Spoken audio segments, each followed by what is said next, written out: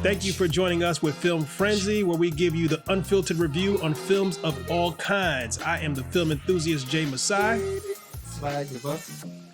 Yeah, and please be sure to subscribe to our link, hit the like button, and hit the bell for notifications. Today we are going to... Wait a minute. Wait. What? Why are we in black and white, my man? What? Your ass didn't pay the bills, motherfucker. What? You didn't pay the bills, my nigga. Aw, man. You see, man. I thought I done paid. Mr. Cinematographer guy, this is for the... We need this in color, my man. Put this right here. Little skit we're doing. They're not part of it. See? Once you pay, everything works out the way it's supposed to. Live ending in color. We are getting ready to talk about, speaking of color, they cloned Tyrone.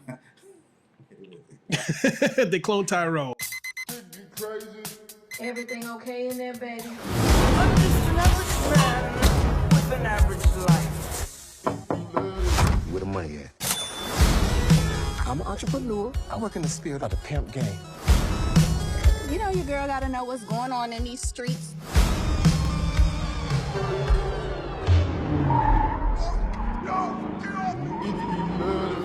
That's the car right there.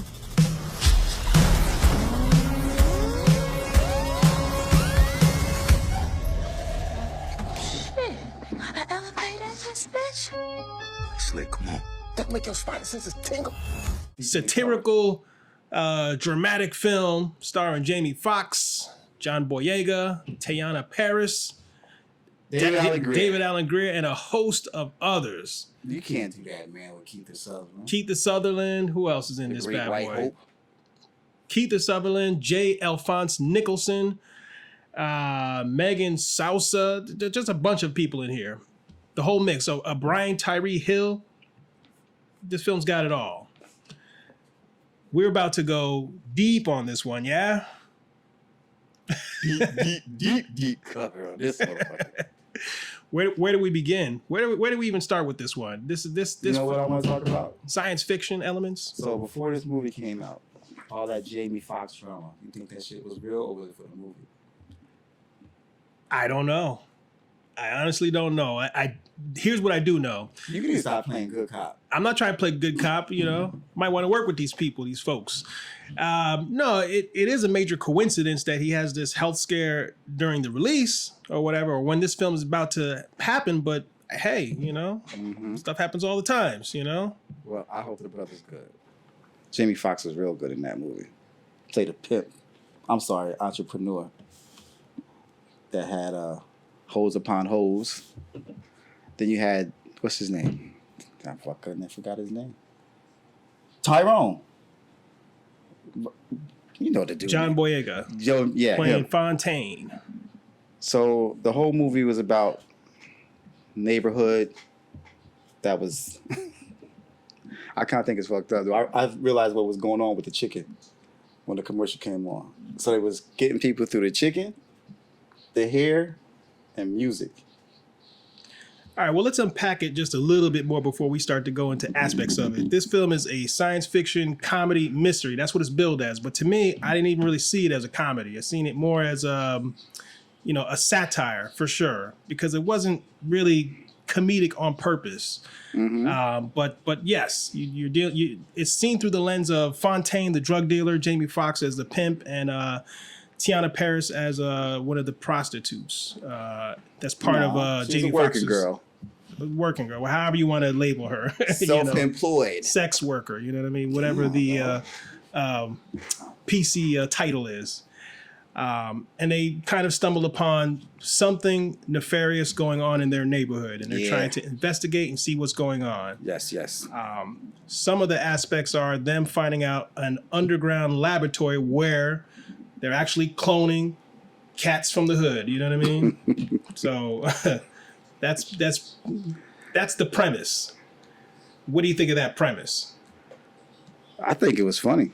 Yeah? I think it might be true. That they're actually cloning us?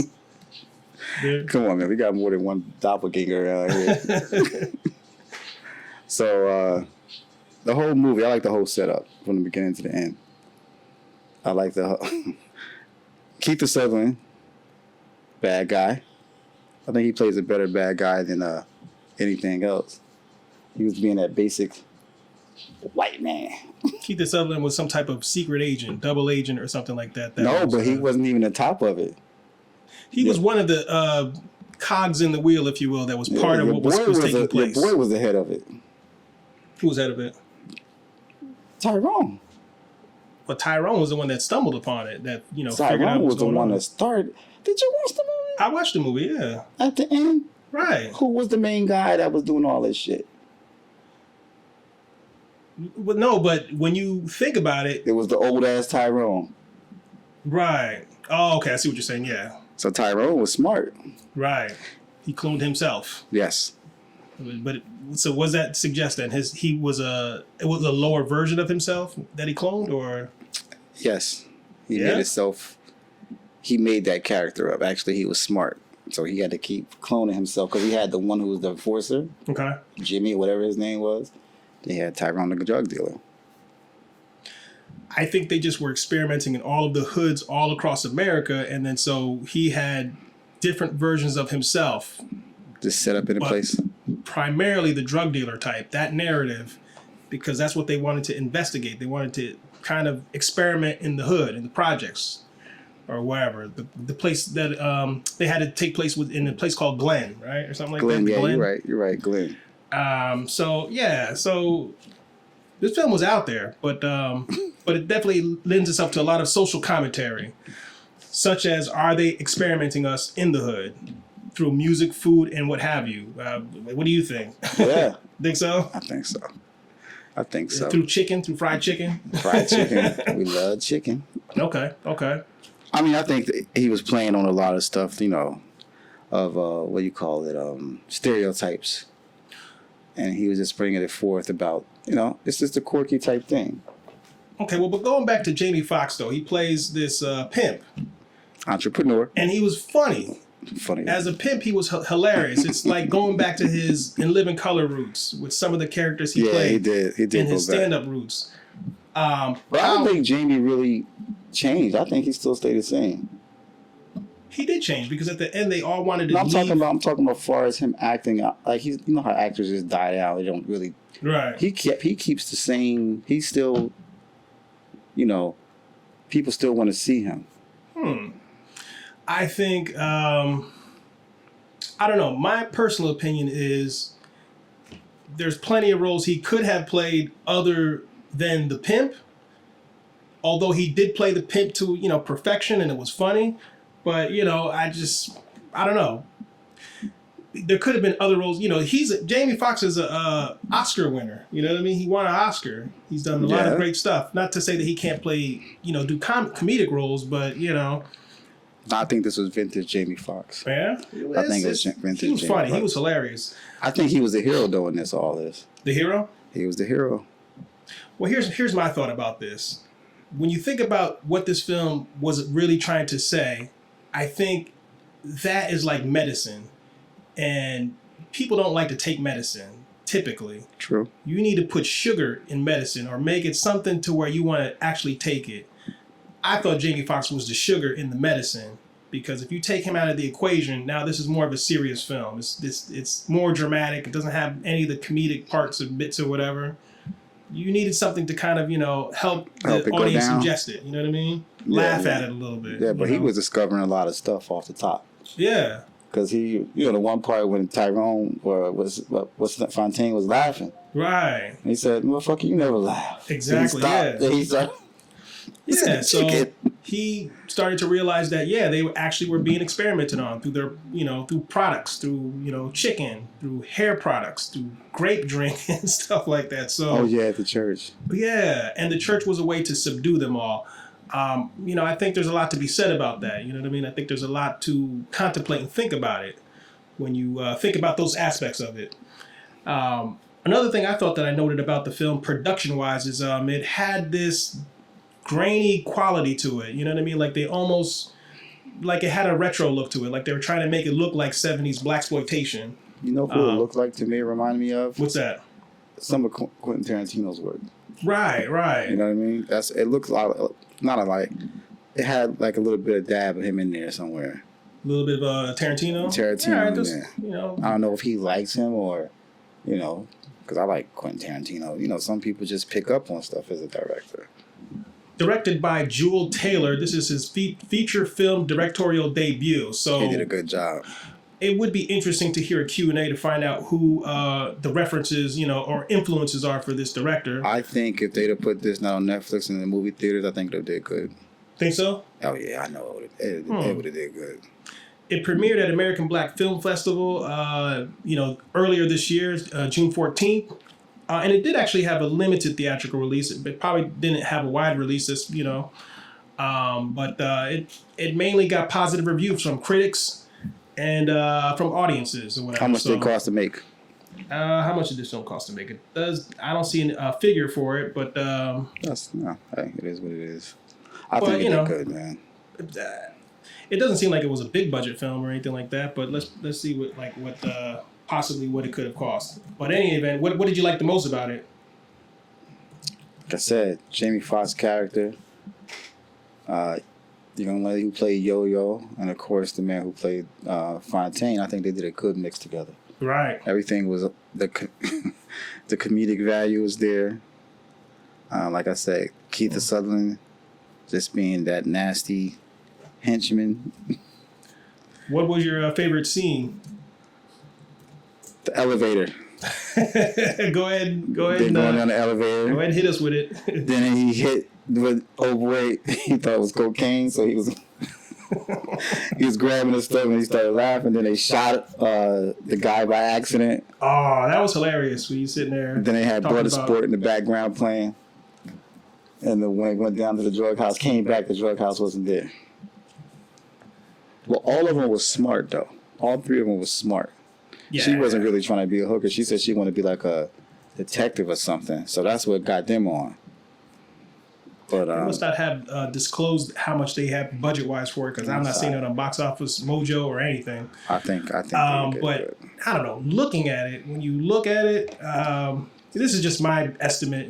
I could be way off. I could be well off. But it looks like it's somewhere like in the $10 to $20 million range, whatever. You think so?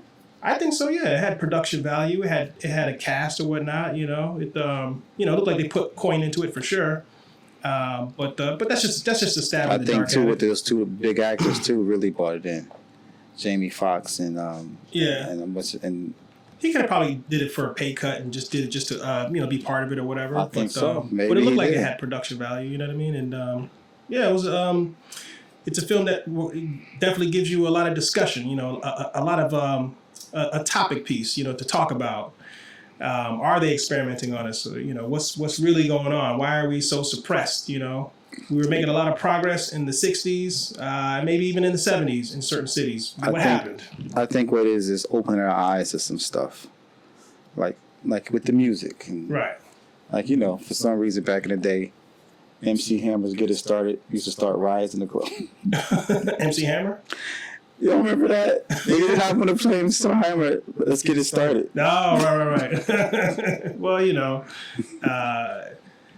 Hammer and his music and, music of... What do you think about the soundtrack? Soundtrack? For this movie. What were all the mixed songs in it? They had a lot of mixed songs. I thought the soundtrack was pretty good, from what I remember. A lot of old stuff. Right. That's what I don't understand. I think they kept cloning them. They were getting stuck of where they were at when they wake up. Because Jamie Foxx, he was still in the 70s. Yeah, pretty much any scene that had Jamie Foxx in it was electric. I personally liked the scene where when they were down in the elevator and they were in that kind of like underground laboratory and they had one of the lab guys. The trap house. And he accidentally shoots him and he's sitting there, give me some wet naps. They ain't no time to be hysterical. Give me some wet naps. See, that's classic living color shit. Right. So he's the medicine. He's the sugar to help this medicine go down because I think without him it would have been, I don't know, it'd have been hard to really take serious, I guess, But yeah, there was plenty of moments in there, when John Boyega's Fontaine character meets, his actual mastermind character, that was a pretty dope scene. Yeah, it was. Yeah. Yeah, he did it. He did a good job doing all those actings for different parts. Yeah, he got his break in Star Wars. Attack the Block. That's what you guys break at? That was, I believe, his first film, Attack the Block, because he's a British actor. The first time I seen him was in Star Wars. Star Wars, yeah, and then he did Star Wars and Detroit and a bunch of other films. He's definitely a great actor, and we'll probably see a lot more of him for sure. So what else with this He's film? the next Denzel. That's a bit of a stretch, but we'll see. That's the next watch Denzel. He's got it. Well, to be Denzel, you have to carry your own film just by your name alone. No, I don't think he He could just do need that that one teardrop. Huh? He just need that one glory tear coming down. One glory tear. That glory tear that Denzel I think did. he's on his way, but I think he's got a ways to go where he can just, it's John Boyega and he carries the entire film. It's just him on the, movie poster. Happen. He ain't there yet. He will be maybe one day, but right now, Damn. So Macro Media is the company that put this one out. They put out a lot of good heaters. They also did Judas and the Black Messiah. They do a lot of thought-provoking films, and this for sure is one of them. Is up there because I'm sure this film will have people talking for years to come. And So I still think it should have came out in theater. That would have been I think that would it have been did come out in theaters. It had a limited release. So, This? yeah. But so I mean, it depends on who it was. It was distributed by Netflix, so they were probably going to either do a day and date release, And that was or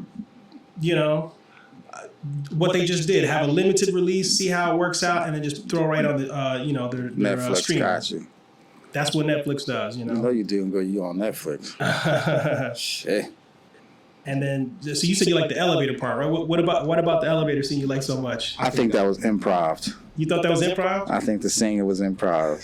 I You just think think so? Jamie Foxx just busted out and the old girl just joined in. Well, did you watch it to the very end? Because there's like the scroll of the credits and they got like the blooper reel kind of going. Nah, I didn't see the blooper reel, man. Oh, you got to watch the whole entire Oh, thing. shit. I'm gonna watch it again anyway. I can watch that movie a blooper couple reel of times, It's man. really, really funny. I think that's where the meat of the show is. But what I probably would need to do is check it out on Netflix to see if it has like some behind the scenes featurette of like how they made this thing, what the filmmaker's thought process was.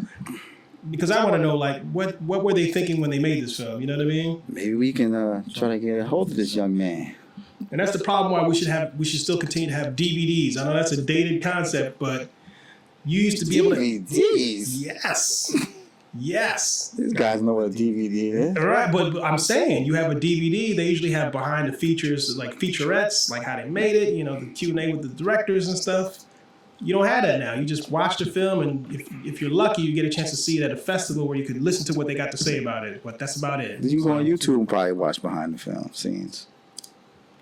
Or Kids that. They don't know about no DVDs, man. You know what they do with DVDs? No.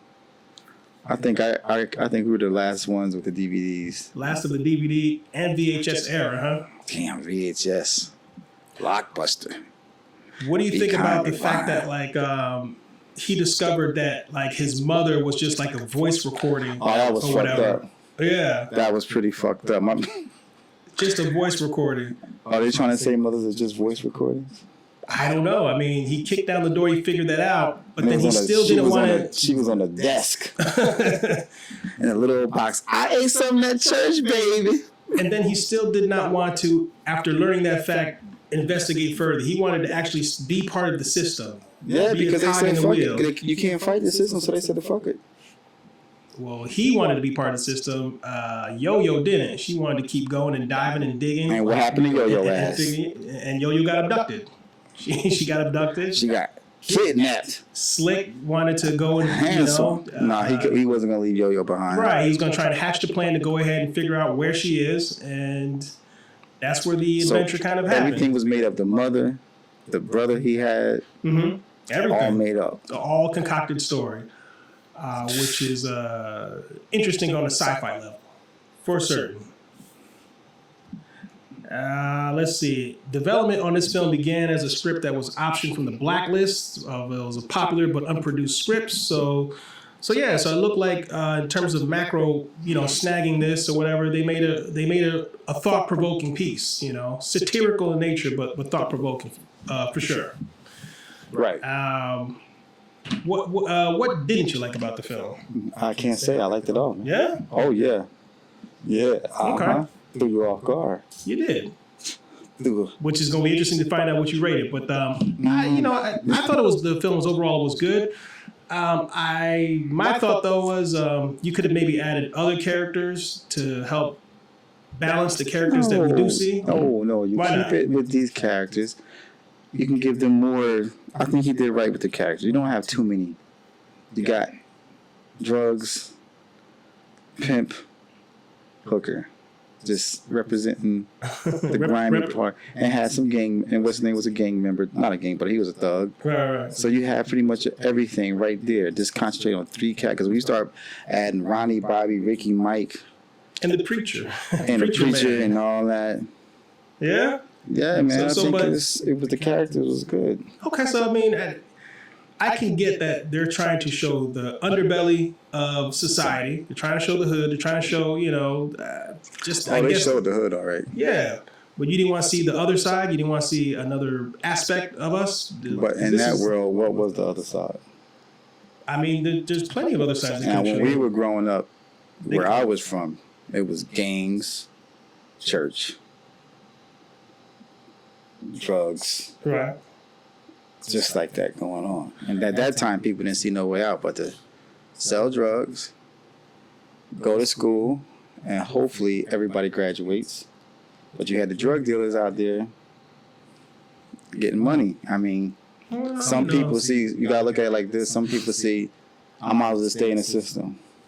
That's like people today, still in the hood. And here's the kicker. They still say, the white man got me down here. It's not true. You decided to stay there where you at instead of doing something about yourself. You can't blame the white man. You gotta turn it. I think this movie was about turning and looking at yourself. Why you just want to stay in this mix of this shit constantly going on? The cycle. You die, they put you back, somebody else back in. That's just like if that Tyrone died, that's just a representation of we're gonna put somebody else back in there. Because at the end, what happened? Tyrone was really in California. Right. A different version. Right. So it's different versions, like you said, but it's up to you to get your ass out from the situation. You can't sit and blame the white man all day. Facts. That's a perspective I can get behind. For certain, one person dies, there's another person that replaces Just him. place them. Identically, not even as if that person that died never, he exists again. You know what I mean? He's like reincarnated. So it's just a reincarnation of the same person over and over. Especially if you got young kids hanging around like the young man was hanging around him. Right. Also, that's to say that like he will somehow, some way grow up to be Fontaine in some type of way. And it just keeps going. And the music perpetuates that, and the food kind of keeps us happy, content. And all Jamie Foxx and Keith characters keep saying, yo, I was the player of the year in 95 and this and that. He's still stuck in our era. Okay, I mean. And I think what happened, they kept cloning him. Because you see when Tyrone got shot, right, where he kept waking up at home. At home, yeah, in bed. I mean, I get that part of it, and I think maybe general audiences might not think about it that deep. They might just think about a surface level of just like, okay, it's just this Well, I weird. think it's the way you look at it. Each person gonna look at it different. That's exactly. Everyone's going to kind of have their own take on it. So the prevailing wisdom on this film is for sure go check it out, form your own opinion, and also have debate, discussion, and dialogue behind it, because I think that's exactly what they wanted this film to achieve. But also, too, it also showed in the hood unity. When the people who were going against each other found out what was going on, everybody came together. Right. Take it back. They came together, was on the news and talking about they cloned us. I told you it was cloners. We were showing out once we found out. My man was downstairs on the phone. Yeah, I'm on their phone, man. They got shit all over here, man. Those characters, I don't know who those characters were, but that little extra bit, that was too funny. Yeah, they had a lot of cool little funny moments after the lid got blown off on it. They were all coming up butt naked and disoriented and whatnot.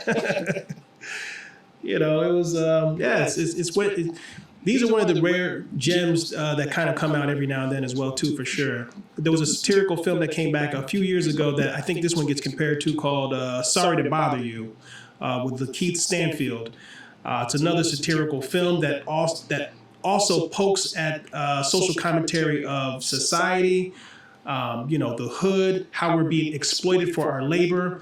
It's a very, very interesting film as well too. Another masterclass in comedy satire.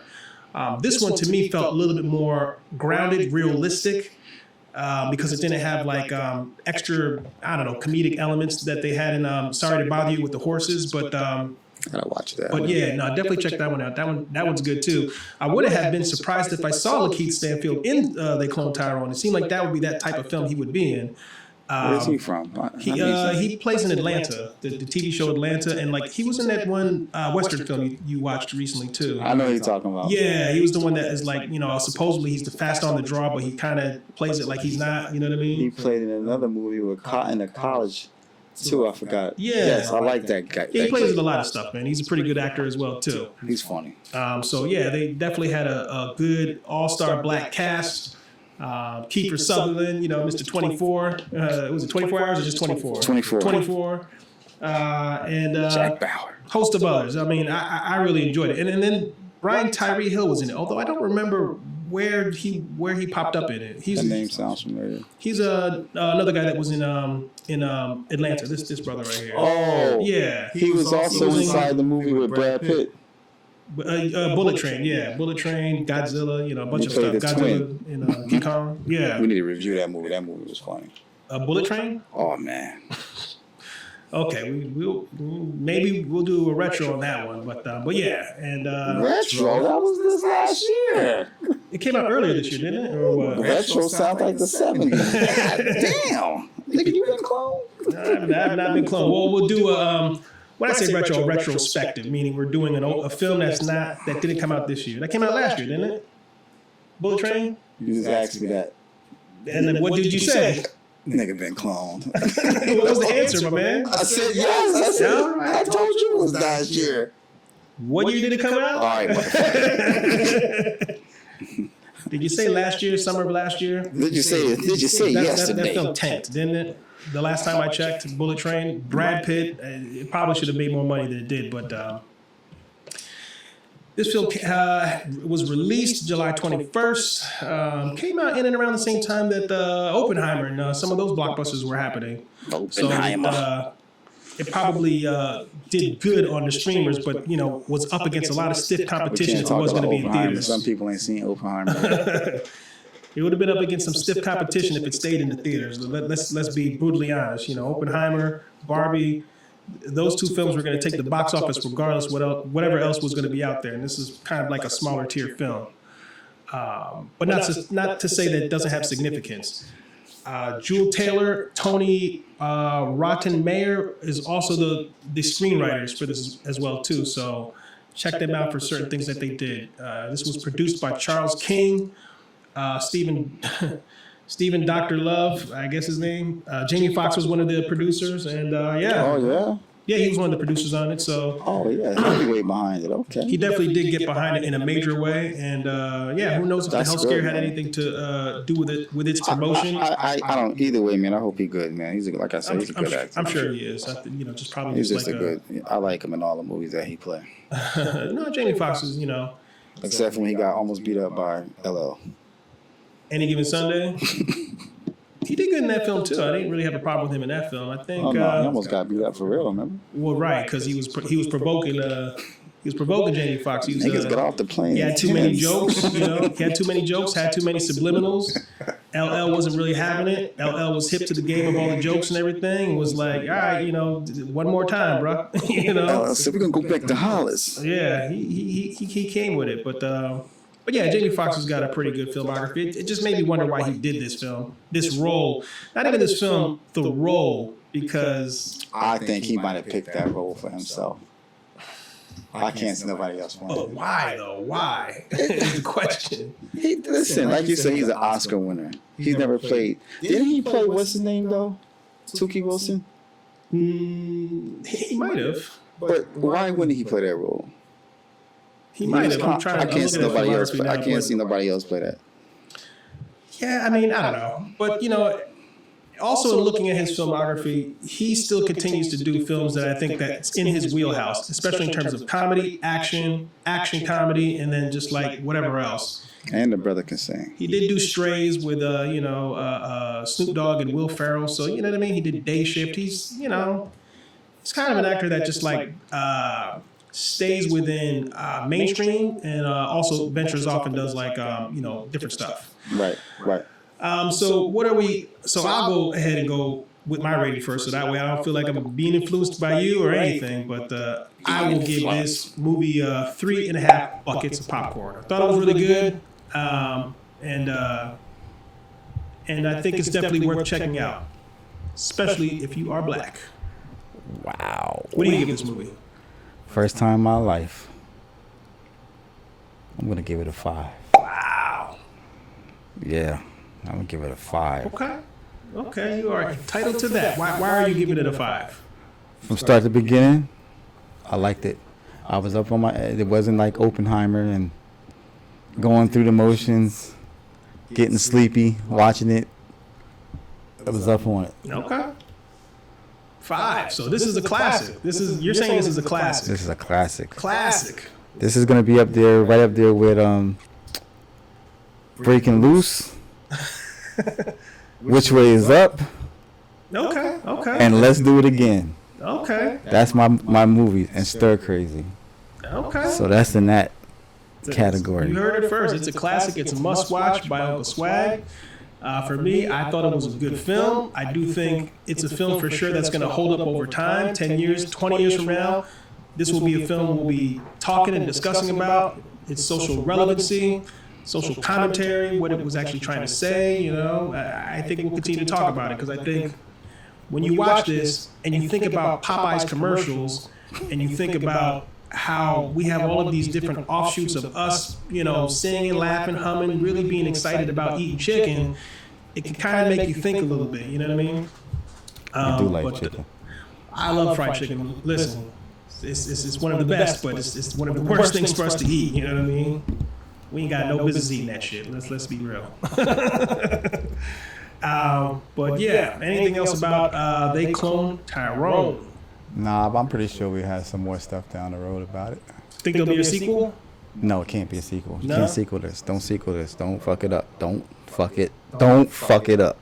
What about a TV series? Like, Nope. No? Nope. Leave it. Limited TV series? Nope. No TV. Leave it just the way it Leave is. it alone, right? Because you start touching shit, and you got 2, 3, 7, 12, 15. Leave the shit. Walk away. Okay, I agree with you on this one. I don't think they should do anything else from this by way of sequels or TV series or anything. You can't do a series about this Although, anyway. Walk away from it. Yeah.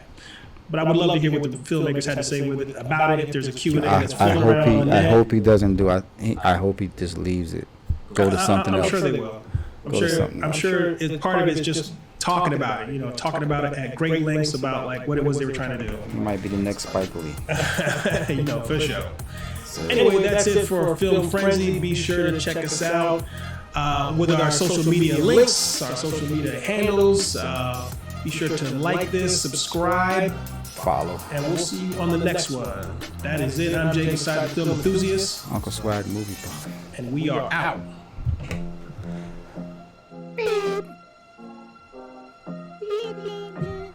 Aw, man. I wasn't recording.